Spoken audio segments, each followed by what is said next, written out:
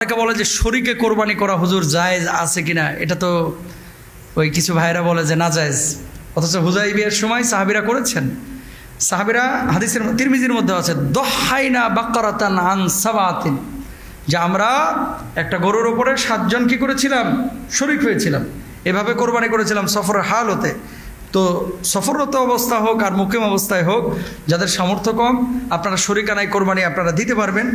তবে পশু কেনার সময় অবশ্যই সবার মতামতের ভিত্তিতে পশুটা ক্রয় করতে হবে। শরীকানায় যে সমস্ত সুবিধা এবং অসুবিধা দুটোই আছে, আমি আপনাদেরকে কয়েকটা সুবিধা এবং অসুবিধার কথা বলে দিই, এগুলো জানার জন্য, নাহলে কোরবানি অশুদ্ধ হয়ে যাওয়ার সম্ভাবনা আছে। যেমন দেখেন, 1 নাম্বার সুবিধাটা হলো যে সবাই মিলে টাকা দিয়ে একটা বড় গরু আপনারা নিয়ে আসলেন। সুবিধাটা হলো কাজ শেয়ারিং করে করা যায়, কাজ মানে 7 জন মিলে আপনারা কাজ করতেছেন। এখানে কিছু আছে কুতুব, মানে গরু ধরতেও রাজি না, শুইতেও রাজি না, কাটতেও রাজি না, হ্যাঁ খালি বাড়িতে বসে বসে টিভি দেখে আর বলে দোস্ত কদ্দূর হইল। কথা বলেন না কেন? বাড়িতে বসে বসে টিভি দেখতেছে আর কতক্ষণ পরপর ফোন দিতেছে, আর কতক্ষণ, এরকম কিছু লোক আছে। যদি সবাই মাইনে নেয় যে আপনার কাজ করা লাগবে না, আমরাই করতেছি, কোনো সমস্যা নাই, কোরবানি হয়ে যাবে। মনের ভিতরে যদি 2-1টার খুতুর করে হেতে কাজ করে না, আমি কাজ করতেছি, কোরবানি কিন্তু ঝামেলা হয়ে যাবে। এই জন্য শরীকানায় যারা কোরবানি দেবেন, কাজ সবাই শেয়ার করার চেষ্টা করবেন। সবাই কোপাইতে পারবে না ভাই, কিন্তু বটিটা তো একটু ধারায় দিতে পারে, একটু আগায় তো দিতে পারে, ওখানে বসে তো একটু সময় দিতে পারে। কথা বলেন না কেন? না জমিদারের মতো বসে থাকে বাড়িতে, এগুলো করবেন না, কোরবানি অশুদ্ধ হয়ে যাওয়ার সম্ভাবনা আছে। আপনি পারেন না তো ছাগল দেন, আপনার কে বলছে ওখানে যাইতে? আপনি পারবেন না এগুলো, তো একটা ছাগল দেন না ভাই, সমস্যা কোথায়? বা আজকেই কোরবানি দিতে হবে জরুরি না তো, আপনি পরের দিন দেন না। ম্যাক্সিমামের সমস্যা হুজুর কষাই পায় না, এই জন্যই তো কষায় আপনি পাচ্ছেন না প্রথম দিন, 10 তারিখ পাচ্ছেন, 11 তারিখ তো পাচ্ছেন, আচ্ছা 11 তারিখও পাচ্ছেন না, 12 তারিখ তো অবশ্যই পাচ্ছেন, তো আপনি সেদিন করেন। তো সুবিধা হচ্ছে সবাই মিলে কাজ শেয়ার করা যায়। 2 নাম্বার, কোরবানির পশু যখন আপনি কিনতে যাচ্ছেন, ভিডিও কলে অনেকে দেখেন, অনেকে বলেন যে ভাই 7 জন যদি শরীক থাকেন, 5 জন যদি থাকেন, সবার মতামতের ভিত্তিতে পশুটা নিতে হবে। যেমন 2 জনের পছন্দ হয়েছে, 3 জনের পছন্দ হয়নি, আপনি একটু মোড়ল টাইপের, এই জন্য ওইটারে কিনে নিয়ে চলে এসেছেন, 3 জনের কাছে অশুদ্ধ হবে এই কোরবানি। মতামত সবার থেকে নিতে হবে। টাকা পয়সা যদি ঝামেলা হয়, হানাফি মাযহাবের একটা রায় অনুযায়ী যদি 1 জনের ঝামেলা হয়, সবার কোরবানি প্রশ্নবিদ্ধ হয়ে যাবে। তবে শাফি মাযহাবের কিছু কথা এটা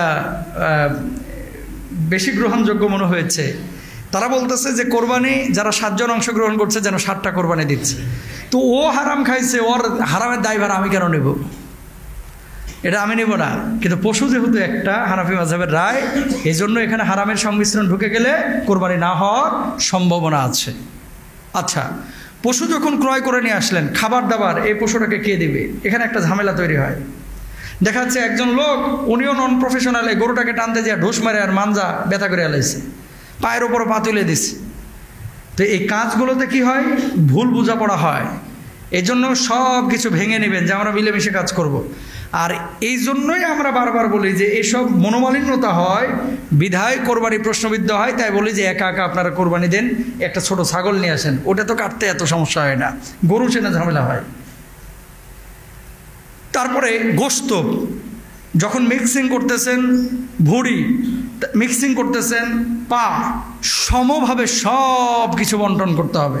কারো দিকে ভালো, কারো দিকে খারাপ, এরকম কোনো কিছু হতে পারবে না। কসাইকে যখন আপনারা টাকাটা দিবেন, সবাই সমভাবে টাকাটা দিবেন।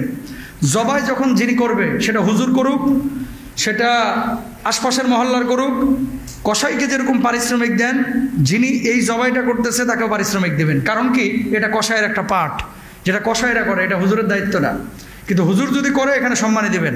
শুধু এখানকার কথা না, সারা দুনিয়ার কথা এটাই। হুজুরের দায়িত্ব ইমামতি করা, গরু জবাই করা না, কিন্তু যখন আপনি করায় নিচ্ছেন তাকে অনারিয়াম দিবেন। তারপর আসেন শরীকানের কোরবানির ক্ষেত্রে, গরু যখন নির্বাচন করবেন, গরুর বৈশিষ্ট্যগুলো ঠিক আছে কিনা, বয়স ঠিক আছে কিনা, দাঁত ঠিক আছে কিনা, তারপরে এই পশুটা ল্যাংড়া লুলা খোড়া কিনা, পশুটার ভিতরে কোনো মেডিসিন প্রয়োগ করা হয়েছে কিনা, এই জিনিসগুলো খেয়াল করবেন।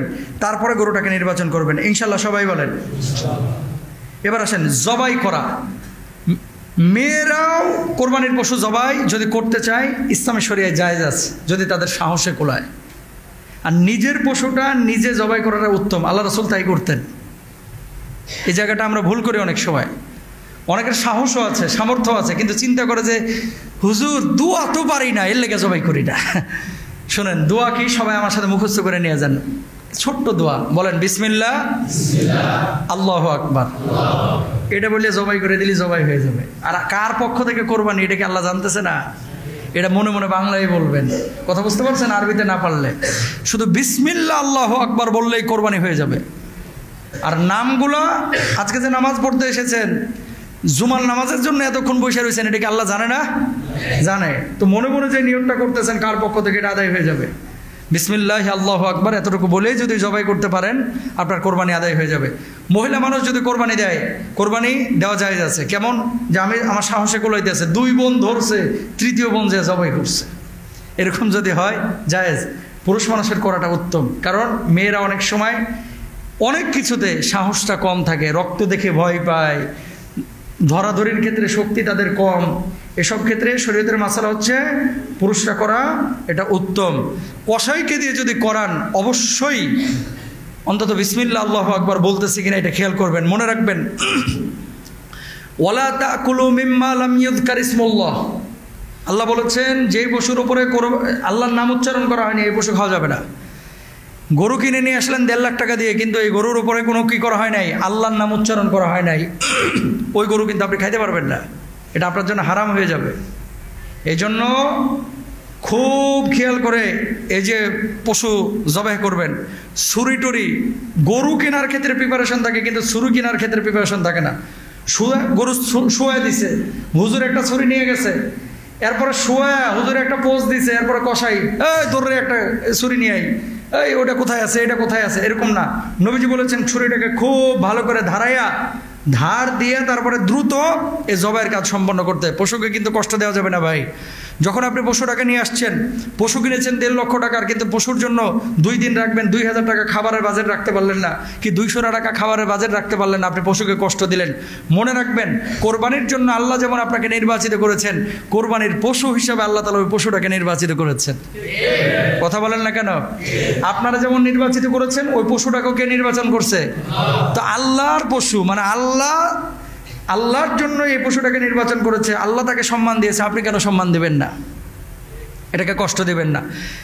ল্যাংড়া লুলা এরকম কোনো গরু কিনবেন না। কিছু গরু আছে হাটের মধ্যে, নাম দিছে জায়েদ খান, হিরো আলম, নায়কের নামে নাম দেয়, বিগ বস, অমক তমক, এরকম কোনো গরু কিনবেন না। জোরে সরে বলেন ইনশাল্লাহ।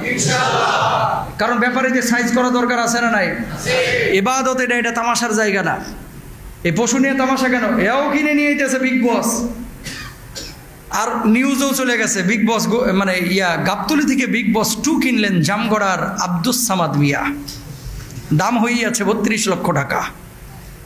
খবরদার, যারা ব্যাপারী আছেন, যারা কিনবেন, যারা বেচবেন, কোনো পশু যেন এরকম না হয়, এই ধরনের কোনো নাম মেনশন করবেন না। পশুর জায়গায় থাকুক।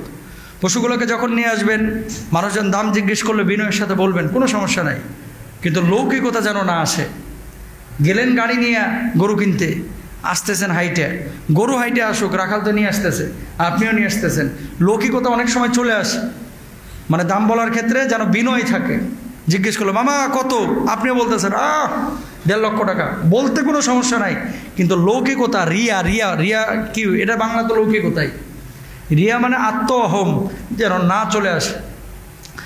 গরু বা পশু কিনে নিয়ে আসার পরে বাচ্চা কাচ্চাদের সামনে যখন রাখবেন, অবশ্যই যেন প্রকাশ না হয়। প্রকাশ বলতে জাহের করা, যা নিয়ে এসেছি আজকে 2 লক্ষ টাকার গরু। পাশের যে লোকটা, সে তো 2 লক্ষ কেন, 20,000 টাকার একটা ছাগলও কিনতে পারে নাই। আপনি বরঞ্চ ওই পাশের মানুষটাকে দাওয়াত দিবেন যে ভাই কোরবানির দিন আমার বাসায় দাওয়াত, ভাই কোরবানির দিন গরুটা যখন জবাই হবে একটু থাকেন, ভাই আমরা একসাথে মিলেমিশে কোরবানি দেব। আপনার এই কথাটার কারণে তার কলিজাটা খুশি হবে, হৃদয়টা খুশি হবে, আল্লাহ খুশি হয়ে যাবে। এটাই তো কোরবানি। সবাই মিলে আমরা আনন্দ ভাগাভাগি করব। কিন্তু না, হেডম দেখায়, হেডম নিয়েছি 5টা 6টা 8টা, টাকা কি আমার কম আছে, এরকম ভাবসাব থাকে। খবরদার এরকম যেন না হয়। কোরবানি হবে একমাত্র আল্লাহর জন্য। আল্লাহ সুবহানাহু ওয়া তাআলা বলছেন, লা ইয়ানালাল্লাহু লুহুমুহা ওয়ালা দিমাউহা ওয়ালাকিন ইয়ানালুহুত তাকওয়া মিনকুম। আল্লাহর কাছে গোশত পৌঁছায় না, রক্ত পৌঁছায় না, আল্লাহর কাছে শুধু পৌঁছায় হচ্ছে তাকওয়াটা। সুতরাং সেই তাকওয়া ভিত্তিক কোরবানি আমরা সবাই দেব ইনশাআল্লাহ। সবাই বলেন ইনশাআল্লাহ। প্রিয় ভাইরা আমার, তাহলে আজকে আলোচনা থেকে আমরা যা কিছু শুনলাম, সর্বশেষ 2-3 মিনিটে একটা কথা বলে দেব, দিয়ে আলোচনা শেষ করব। সেটি হচ্ছে, আজকে বাংলাদেশে আমরা একটা জিনিস খুব ভুল করি। সবাই বলি মায়ের নামে কোরবানি, বাপের নামে কোরবানি, আমার নামে কোরবানি। নামে কোরবানি হবে একমাত্র আল্লাহর, আর আমার পক্ষ থেকে কোরবানি হবে কি? আমার পক্ষ থেকে কোরবানি হবে, আমার পক্ষ থেকে, নামে না। নাম হচ্ছে একমাত্র আল্লাহ সুবহানাহু ওয়া তাআলার। ফাসাল্লি লিরাব্বিকা ওয়ানহার। আর কোরবানির সময় এগুলোতে বেশি বেশি তাকবীর পড়বেন, আল্লাহু আকবার, আল্লাহু আকবার, লা ইলাহা ইল্লাল্লাহ, আল্লাহু আকবার, আল্লাহু আকবার, ওয়ালিল্লাহিল হামদ।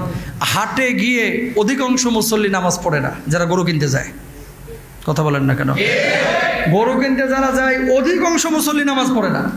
আরে গরু কিনা এটা আপনার জন্য ওয়াজিব, কোরবানির পশু কিনা মানে আবশ্যক, যে আপনি কোরবানি বাস্তবায়ন করবেন। নামাজ পড়া তো আপনার জন্য ফরজ, তো আপনি নামাজ পড়েন না কেন?